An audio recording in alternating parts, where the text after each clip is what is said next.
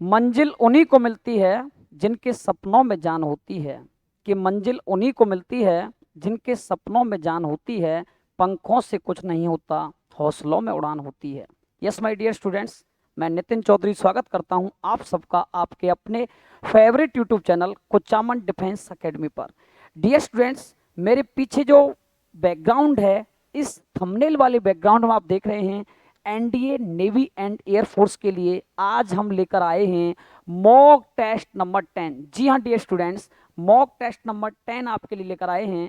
जिन students ने अभी तक 1 से लेकर 9 तक मॉक टेस्ट को नहीं देखा है, वो 1 से लेकर 9 तक पहले मॉक टेस्ट को देखिए, उसके बाद मॉक टेस्ट नंबर 10 को सॉल्व करिए भाई, है ना। मॉक टेस्ट नंबर 10 को सॉल्व करिए, ठीक है।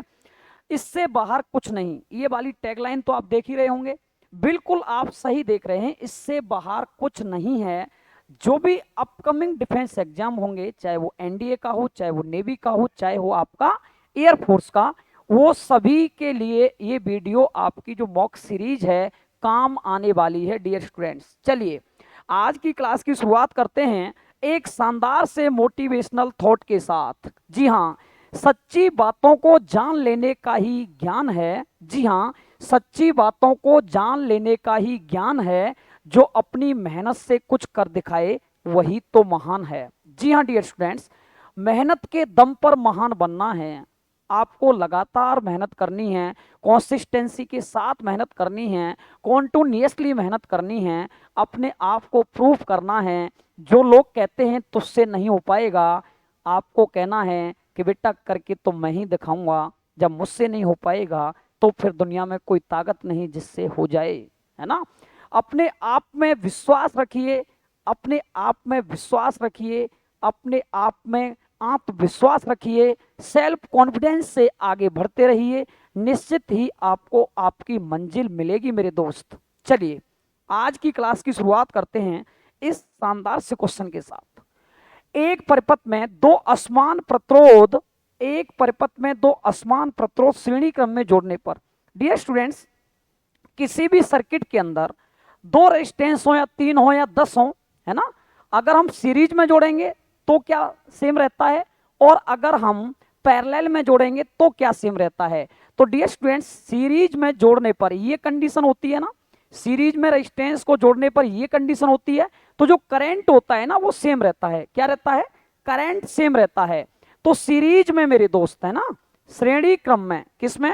श्रेणी क्रम में, श्रेणी क्रम में आप याद रखेंगे, श्रेणी क्रम में आपका करंट सेम रहता है। करंट कैसा रहता है?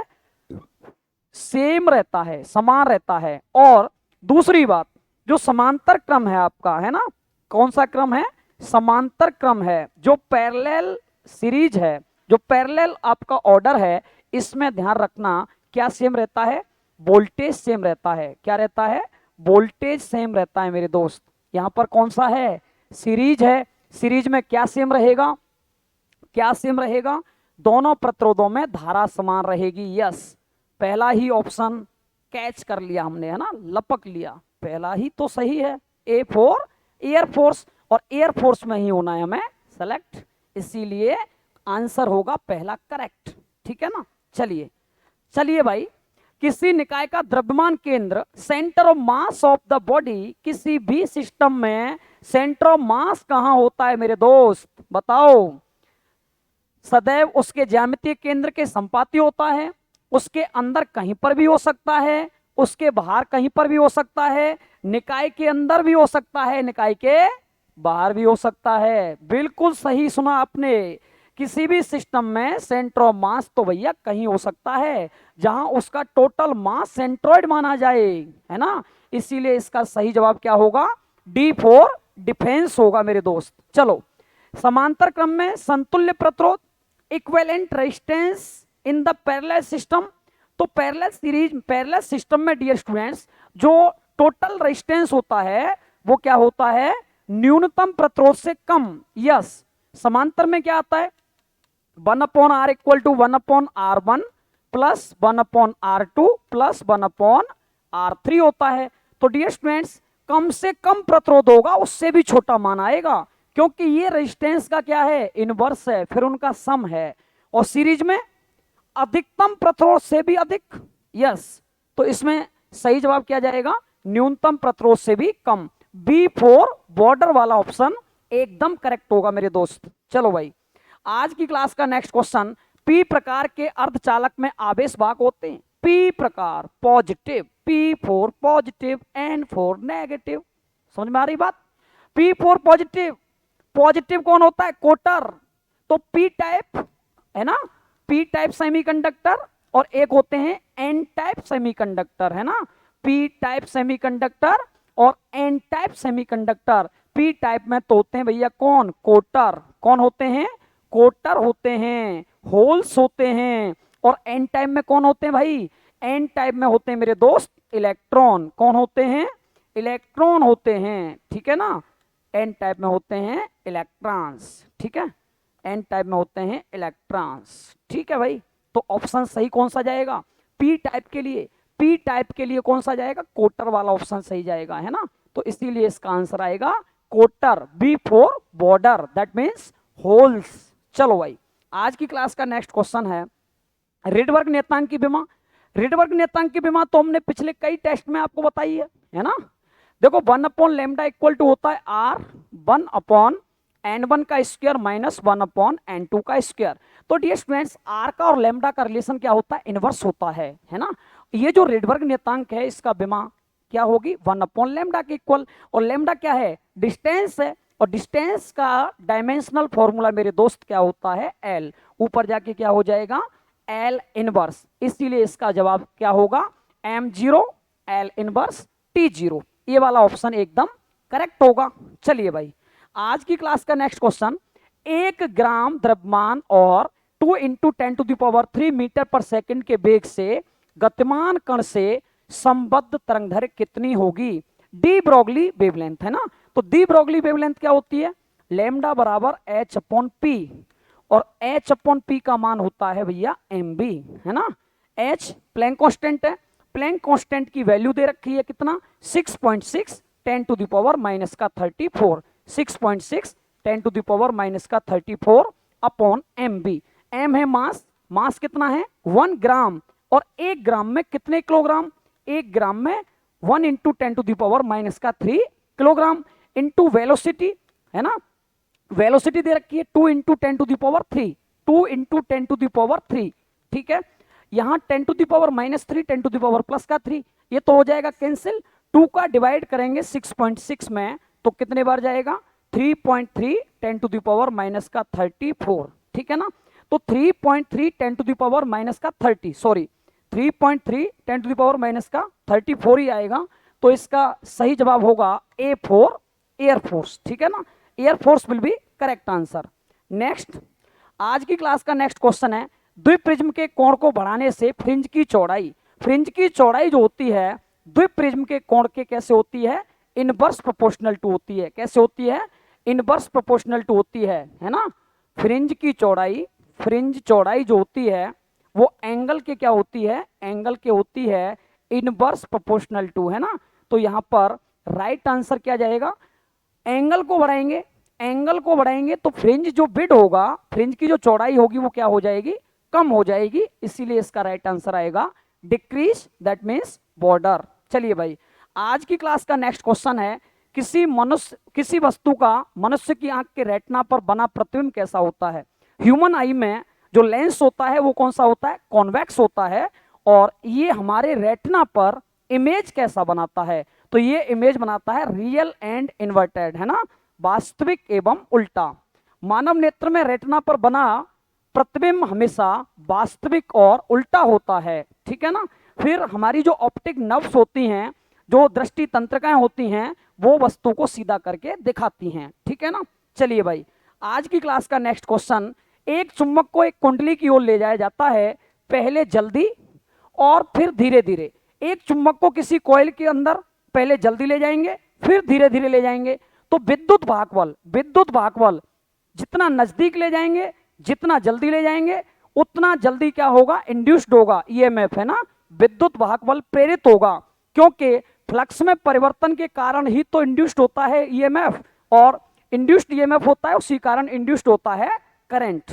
तो जितना जल्दी ले जाएंगे चुंबक को, जितना नजदीक ले जाएंगे, पहले मामले में जल्दी ले जा रहे हैं तो विद्युत वाहक बल पहले मामले में ही ज्यादा होगा। जी हाँ, पहले मामले में ही क्या होगा, ज्यादा होगा, क्योंकि जितना जल्दी ले जाएंगे फ्लक्स में परिवर्तन उतनी ही तेजी से हो रहा होगा। ठीक है, चलिए भाई आगे है, एक आवेशित कण बी वेग से बी चुंबकीय क्षेत्र में गतिमान है, कण पर लगने वाला अधिकतम बल होगा।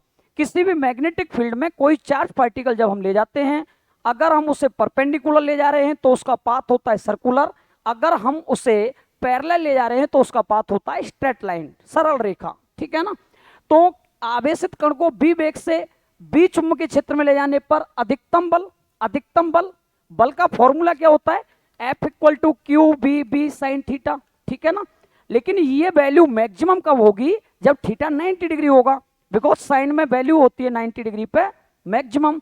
तो थीटा 90 होने पर, जी हाँ, थीटा 90 होने पर ही क्या होगा, एफ की वैल्यू मैक्सिमम हो पाएगी। ठीक है ना, तो यहां पर लंबवत वाला ऑप्शन सही होगा, जब बी और बी एक दूसरे के परपेंडिकुलर होंगे, दैट मीन्स दोनों के बिटवीन एंगल कितना होगा, 90 डिग्री होगा, उसी केस में फोर्स कैसे आएगा, मैक्सिमम आएगा। तो यहां पर ऑप्शन बी और बी एक ही दिशा में हो, बिल्कुल गलत होगा, एक ही दिशा में होंगे तो एंगल 0 डिग्री होगा, है ना। बी और बी परस्पर लंबवत हो, यस, ये वाला ऑप्शन सही है। बी और बी आर इन अपोजिट, यहां पर अपोजिट की जगह कर लीजिए परपेंडिकुलर, है ना, परपेंडिकुलर होंगे। ठीक है, तभी ये केस बनेगा। बी और बी एक दूसरे के विपरीत को कहते हैं अपोजिट, क्या कहते हैं, विपरीत को कहते हैं अपोजिट। ठीक है, तो यहां पर जो करेक्शन है वो ये है, यहां पर बी और बी परस्पर लंबवत होंगे, B and B are perpendicular, और ये अपोजिट वाला केस नहीं होगा, क्योंकि अपोजिट होने पे क्या हो जाएगा, दो वेक्टर जब अपोजिट होंगे तो उनके बिटवीन एंगल बनेगा 180 डिग्री, है ना। तो यहां पर राइट ऑप्शन होगा बी फॉर बॉर्डर। चलिए भाई, आज की क्लास का नेक्स्ट क्वेश्चन है चुंबकीय आघूर्ण, मैग्नेटिक डाइपोल मूवमेंट। आपने पढ़ा होगा, तो मैग्नेटिक जो डाइपोल मूवमेंट होता है, एम बराबर फॉर्मूला होता है क्या, आई इंटू ए, क्या होता है, आई इंटू ए होता है। ठीक है ना, और मैग्नेटिक डाइपोल मूवमेंट कैसा होता है, एक वेक्टर क्वांटिटी होती है, जैसे इलेक्ट्रिक डाइपोल मूवमेंट होता था पी, कैसे होता था, पी होता था, क्या होता था, क्यू इंटू 2L होता था। अब जिधर इलेक्ट्रिक फील्ड का डायरेक्शन होता था उसके अपोजिट इलेक्ट्रिक डाइपोल मूवमेंट का डायरेक्शन होता था, ऐसे ही जिधर मैग्नेटिक फील्ड का डायरेक्शन होगा उसके अपोजिट क्या होगा, मैग्नेटिक डाइपोल मूवमेंट का ही डायरेक्शन होगा। अब डायरेक्शन है तो फिक्स है, वो वेक्टर क्वांटिटी है, दैट मीन्स सदिश है, दिशा है तो सदिश है, इसीलिए इसका राइट आंसर जाएगा vector quantity B for border वाला। चलिए भाई आगे चलते हैं, विद्युत क्षेत्र R की पावर -3 के कारण होता है, क्या होता है, एक बिंदुवत आवेश, अनंत लंबाई का रेखीय आवेश, एक बिंदु आवेश के कारण विद्युत क्षेत्र, एक बिंदु आवेश के कारण तो होता है KQ/R², है ना, यहाँ पर R की पावर -3 नहीं आता, और रेखीय आवेश के कारण तो होता है भैया क्या, रेखीय आवेश के कारण होता है Q/R ओनली, है ना, यहाँ पर भी R की पावर -3 नहीं आएगी। Electric dipole, yes, electric dipole की वजह से इलेक्ट्रिक फील्ड का जो फॉर्मूला आता है वो आता है E बराबर के Q/RQ, क्या आएगा, RQ आएगा। ठीक है ना, अब RQ आएगा तो ऊपर जाके -3 होगा, तो -3 पावर किस में आएगी, इस केस में आएगी C4 कमांडो में।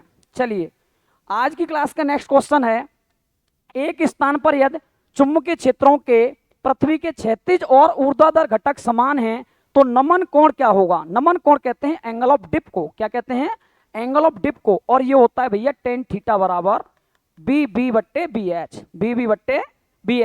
मैंने बोला था कि हमेशा BB हस्बैंड से ऊपर रहती है कि नहीं, BB हस्बैंड से ऊपर है तो ही सारा सिस्टम घर का जो चलता है वो सही चलता है ना। तो ये दोनों कैसे हैं भाई, ये दोनों हैं आपस में समान, तो आएगा कितना, 1, कितना आएगा, 1 आएगा, tan थीटा इक्वल टू 1, और tan में मेरे भाई 1 जो वैल्यू होती है वो होती है 45 डिग्री की, कितने की, 45 डिग्री एंगल पर tan में वैल्यू होती है क्या, 1, इसीलिए इसका राइट आंसर जाएगा C4 कमांडो। चलिए भाई आज की क्लास का नेक्स्ट क्वेश्चन है, तांबे के दो तारों की लंबाई 4:1 है और त्रिज्या का अनुपात 1:4 है, जो एक ही बल द्वारा खींचे जाते हैं, दोनों में अनुदैर्ध्य विकृति का अनुपात बताइए। तो अनुदैर्ध्य विकृति, ठीक है ना, अनुदैर्ध्य विकृति की बात हो रही है यहाँ, अनुदैर्ध्य विकृति की बात करेंगे तो डियर स्टूडेंट्स देखिए जरा आप, अनुदैर्ध्य विकृति की बात करेंगे, y इक्वल टू होता है एफ एल अपॉन ए इंटू एल, है ना, एफ एल अपॉन ए इंटू एल, ये फॉर्मूला होता है भाई, एफ एल इंटू ए इंटू एल। एक सेकेंड, y इक्वल टू यहाँ पर फॉर्मूला लगाएंगे एफ अपॉन ए, एफ अपॉन ए, एल अपॉन एल, एल ऊपर जाएगा तो y इक्वल टू क्या हो जाएगा, F L upon A L, है ना। अब अनुदैर्ध्य विकृति क्या होती है, एल अपॉन एल, इसको उल्टा कर लीजिए। देखिए यहाँ से अगर मैं बात करूं तो एफ एल बराबर हो जाएगा बाई ए एल, और यहाँ से एल बट्टा एल, है ना, कितना आएगा, F upon by A. Force same है, तामा तार है, बाई मटेरियल पर डिपेंड करता है, इसीलिए बाई और एफ तो हो गए सेम। तो एल अपॉन एल जो लॉन्गिट्यूडनल स्ट्रेन है वो किसके, वो रेडियस के क्या हो गया, स्क्वायर के इनवर्स प्रोपोर्शनल टू, क्योंकि एरिया क्या होता है पाई आर स्क्वायर। अब यहाँ से आर एल बाई टू, है ना, यहाँ पर जो स्ट्रेन है ये वाला मैंने स्ट्रेन मान लिया S1 रेशियो S2, तो ये आएगा R2 अपॉन R1 का होल स्क्वायर। अब R2 अपॉन R1 रेडियस का रेशियो कितना है, 1:4, उल्टा कर दीजिए, 4:1, उल्टा कर दीजिए भाई, 4:1, और 4:1 का मतलब होता है 16:1, 16:1, ये वाला ऑप्शन एकदम करेक्ट होगा, 16:1, दैट मीन्स B4 बॉर्डर वाला ऑप्शन एकदम सही होगा मेरे दोस्त। आगे चलो, एक गेंद को 15 मीटर के वेग के साथ प्रक्षेपित किया जाता है जो क्षैतिज के साथ 30 डिग्री का कोण बनाती है, गेंद का उड्डयन काल बताना है, फ्लाइट टाइम ऑफ बॉल। तो गेंद का उड्डयन काल जो होता है मेरे बच्चे 2u sin थीटा अपॉन क्या होता है, g होता है, ठीक है ना, 2u sin थीटा अपॉन क्या होता है, g होता है। अब यहाँ पर क्या दे रखा है, थीटा दे रखा है कितना 30 डिग्री, 2u, u का मान दे रखा है 15, साइन 30 का मान होता है 1/2 अपॉन g का मान होता है मेरे भाई 10, ठीक है ना, 2 से 2 कट गया, 15/10, 15/10 का मतलब होता है 1.5 सेकेंड, क्या होता है 1.5 सेकेंड होता है, इसीलिए इस क्वेश्चन का राइट आंसर होगा ए फॉर एयरफोर्स। चलिए आज की क्लास का नेक्स्ट क्वेश्चन, दूर संचार, दूर संचार में प्रयुक्त विद्युत चुम्बकीय तरंगें, है ना, तो दूर संचार में जो टेली कम्युनिकेशन होता है उसमें इलेक्ट्रोमैग्नेटिक वेव कौन सी यूज की जाती है, माइक्रोवेव, कौन सी, माइक्रोवेव, याद रखना पड़ेगा इस क्वेश्चन को, माइक्रोवेव इसका सही जवाब होगा। एन प्लेटों को समांतर क्रम में जोड़ने पर एक समानांतर प्लेट संधारित्र बनाया जाता है, यदि किसी दो प्लेटों के बीच धारिता सी है तो परिणामी धारिता, देखिए दो प्लेटों के बीच आता है एक सी, मतलब एक कम, 3 प्लेटों के बीच आएगा फिर एक कम, 4 प्लेटों के बीच आएगा फिर एक कम, ऐसे ही n प्लेटों के बीच आएगा n-1 इंटू सी, ठीक है ना, इसीलिए इसका राइट आंसर होगा C फॉर कमांडो। चलिए मेरे भाई आगे देखते हैं नेक्स्ट क्वेश्चन, दिए गए चित्र में समतुल्य धारिता कितनी होगी, देखिए जरा, 2 और 2 को जोड़ दीजिए, 2 और 2 को जोड़ दीजिए सीरीज में, 1/2 प्लस 1/2, ये हो जाएगा 2/2, कितना आ जाएगा 1 माइक्रोफेरड, है ना। अब 1 माइक्रोफेरड इन दोनों का 1 माइक्रोफेरड, अब 1 माइक्रोफेरड और 2 हो जाएगा पैरेलल में, तो 1 और 2 कितना होता है 3 माइक्रोफेरड, इसलिए इसका राइट आंसर आएगा C फॉर कमांडो। चलिए भाई आज की क्लास का नेक्स्ट क्वेश्चन, सरल लोलक का आवर्तकाल, सरल लोलक का आवर्तकाल, the time period of a simple pendulum, simple pendulum का जो टाइम पीरियड होता है, ध्यान दीजिए स्टूडेंट्स, t इक्वल टू होता है 2 pi square root L upon G, है ना, t equal to 2 pi square root L upon G. अब ध्रुवों पर अनंत होता है, ध्रुव से अधिक विषुवत रेखा पे होता है, विषुवत रेखा से अधिक ध्रुवों पर होता है, दोनों स्थानों पर समान होता है। तो डियर स्टूडेंट्स आवर्तकाल का मान, जहां जी का मान कम होगा वहां आवर्तकाल का मान ज्यादा होगा। ध्यान दीजिए ये अर्थ है, यहां पर पोल्स हैं, यहां पर पोल है और यहां पर है आपका एक्वेटर, एक्वेटर पर जी का मान न्यूनतम और पोल्स पर जी का मान अधिकतम। तो डियर स्टूडेंट्स जी का मान पोल्स पर अधिकतम तो टाइम पीरियड कम, है ना। तो ध्रुवों पर, ध्रुवों से अधिक विषुवत रेखा पे होता है, जी हाँ, क्योंकि विषुवत रेखा पर जी का मान कम होता है इसीलिए टाइम पीरियड का मान ज्यादा होता है। विषुवत रेखा, ध्रुवों से अधिक विषुवत रेखा पर होता है, बी वाला ऑप्शन एकदम करेक्ट होगा, बी फॉर बॉर्डर। चलिए भाई आज की नेक्स्ट क्लास है, आज की क्लास में अगला क्वेश्चन है, आई और 4i तीव्रता वाली दो ध्वनि तरंगों के बीच व्यतिकरण की घटना मानते हुए π/2 कालांतर वाले बिंदु पर तीव्रता का मान बताइए। टोटल इंटेंसिटी का फॉर्मूला होता है √I1 plus √I2 plus 2√I1 into I2 into cos phi. लेकिन आपने यहाँ पर जो फेज डिफरेंस है, कलांतर है, उसकी वैल्यू कितनी दे रखी है? π/2। π/2 कहते हैं 90 डिग्री। कॉज में 90 की वैल्यू होती है भैया 0, तो कितना बचेगा? इतना ही बचेगा, ओनली इतना ही बचेगा। तो I1 I2 कितने कितने हैं? 1 और 4, 1 प्लस 4 है ना। अब 1 का कितना, 4 का कितना, 1 का 1, 4 का 2, कितना आ जाएगा? 3।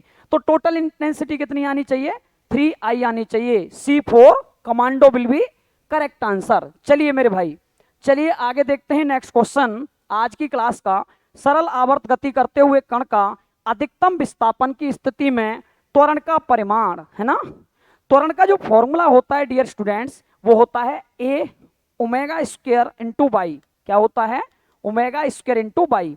अब अधिकतम विस्थापन की स्थिति में, अधिकतम विस्थापन की स्थिति में तो बाई का मान क्या हो जाता है? a हो जाता है, और a का मान क्या हो जाता है? मैक्सिमम हो जाता है। ये वाला केस होता है भाई। अधिकतम विस्थापन कहाँ होता है? यहाँ होता है, ठीक है ना। यहाँ ये आपका बोव है और ये इस तरीके से पेंडुलम घूम रहा है। तो ये आपकी एक्सट्रीम पोजीशन होती है, ये आपकी मीन पोजीशन होती है। एक्सट्रीम पोजीशन पर बाई का मान सबसे ज्यादा होता है। ये अइया बैया बीच में सैया है ना। तो ये अइया बैया क्या है?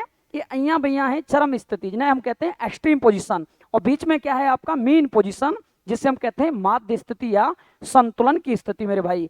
तो यहाँ पर चरम स्थिति पर बाई का मान सबसे ज्यादा, और यहीं पर सबसे ज्यादा होता है क्या? एक्सेलरेशन। जी हाँ, त्वरण का मान अधिकतम विस्थापन की स्थिति में अधिकतम होता है, मैक्सिमम होता है। इस बात को माइंड में सेट कर लो मेरे भाई। चलो आज की क्लास का नेक्स्ट क्वेश्चन है, यदि किसी चुंबक को लंबाई के लंबवत दो भागों में विभक्त कर दिया जाए तो निम्नलिखित में से किसका मान अपरिवर्तित रहेगा? कोई मैग्नेट है डियर स्टूडेंट्स, कोई मैग्नेटिक है, ये कोई मैग्नेट है जिसके दो पोल हैं NS। इसे वर्टिकली है ना, वर्टिकली, जी हाँ, इसे हम कट कर रहे हैं परपेंडिकुलर ऐसे करके है ना। तो मैंने आपको बताया था कि परपेंडिकुलर जब इसे कट करते हैं तो जो पोल स्ट्रेंथ होता है इस पर कोई प्रभाव नहीं पड़ता। अगर हम इसे ऐसे कट करते, अगर हम इस मैग्नेट को ऐसे कट करते तो पोल स्ट्रेंथ कैसा हो जाता? आधा हो जाता है ना। यहां पर भी आधा हो जाता, यहां पर भी आधा हो जाता। लेकिन वो कट कैसे कर रहा है? वो कट कर रहा है वर्टिकली, ऊर्ध्वाधर। दैट मीन्स एम पर कोई इफेक्ट नहीं पड़ना है जी, एम पर कोई इफेक्ट नहीं पड़ना है। तो क्या कहेगा? किसका मान अपरिवर्तित रहेगा? कौन चेंज नहीं होगा? पोल स्ट्रेंथ चेंज नहीं होगा। जी हाँ, पोल स्ट्रेंथ क्या रहेगा? Remains unchanged. चलिए भाई, आज की क्लास का नेक्स्ट क्वेश्चन है, ऊर्जा के बारे में निम्न में से कौन सा कथन सही है? एनर्जी कंजर्वेशन का लॉ आपने पढ़ा होगा कि energy neither be created nor be destroyed, it can be converted into one form to another.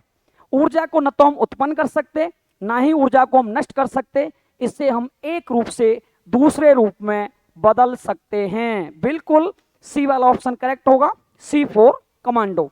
चलिए भाई, किसी श्रेणी परिपथ में एक बैटरी और एक प्रतिरोधक के साथ एक अर्धचालक युक्ति को संयोजित किया गया है।